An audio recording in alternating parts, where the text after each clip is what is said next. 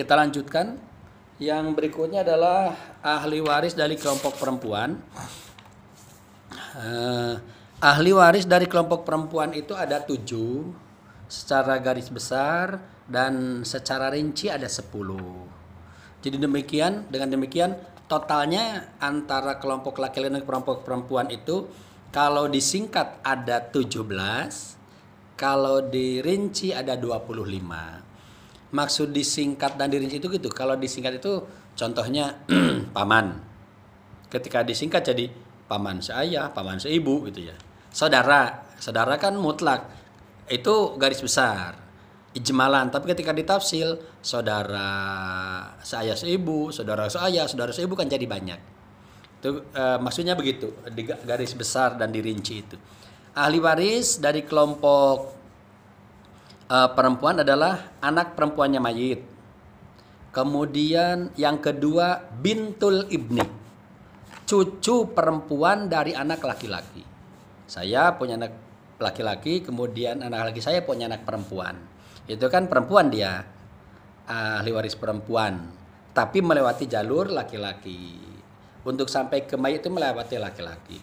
Ya malum, anak laki-lakinya, anak yang lain harus sudah nggak ada. Kalau ada yang nggak dapat warisan nanti. Ini rumusnya begini, tapi nanti ada perincian tersendiri ya. Garis besarnya begini. Ada rinciannya misalnya cucu perempuan itu hanya bisa terhalang oleh bintun 2 misalnya. Itu nanti belakangan lah, biar nggak bingung. Pokoknya jangan sampai terhalang oleh orang yang lebih dekat ke mayit. Yang ketiga ibunya mayit al-um. Yang keempat nenek dari arah ibu. Kemudian nenek dari arah ayah. Tapi nenek dari arah ibu nanti menggantikan gitu ya. Kemudian ya menggantikan nenek dari ayah juga sama. Kemudian saudari sekandung. Ini mulai kepanggil saudari seayah. Saudari seayah itu berarti ayahnya nikah 2 kali gitu ya. Saudari seayah itu.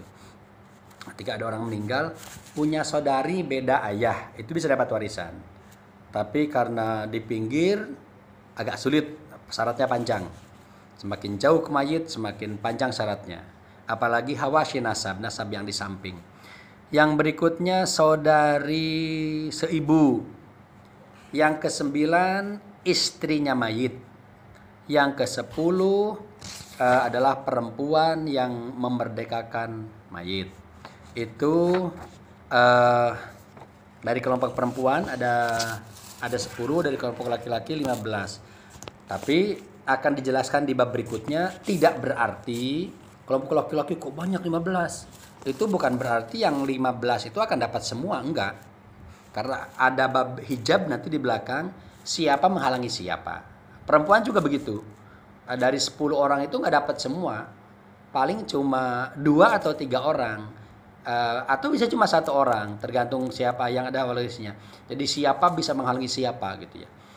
Dari yang 25 itu sangat sedikit nanti seandainya ada semua, saya meninggal, ayah, ibu, istri, anak, cucu ada semua.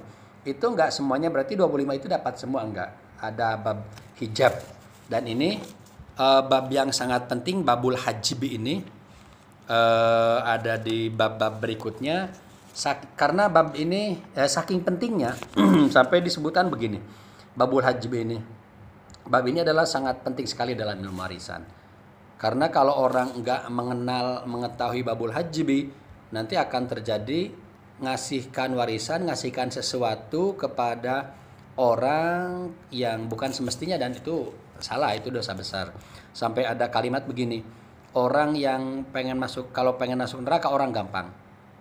Kasih fatwa saja tentang bab warisan, sementara dia enggak paham tentang bab hajibu, lah masuk neraka orang itu, sampai sebegitunya. Itu yang kedua. Kemudian saya cut lagi 2, ini tema yang kedua tentang ahli waris dari kelompok perempuan.